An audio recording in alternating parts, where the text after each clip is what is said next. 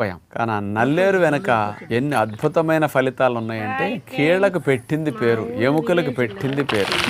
ఎముకలు పుష్టిగా ఉండటానికి, విరిగిన అతకటానికి, ఆస్టియోపోరోసిస్ లాగా ఎముకలు గుల్లబారిపోకుండా రక్షించడానికి, కీళ్ల సందులో ఇన్ఫ్లమేషన్ తగ్గించడానికి, అంటే శరీరంలో ఉండే ఎముకల గూడంతటికి అద్భుతమైన లాభాన్ని ఇది కలిగిస్తుందని చెప్పొచ్చు. సాధారణంగా ఒక సామెత ఉంటూ ఉంటుంది, ఏదైనా పని సులువు గురించి చెప్పడానికి అది నాకు నల్లేరు మీద నడక లాంటిది అని చెప్తూ ఉంటారు.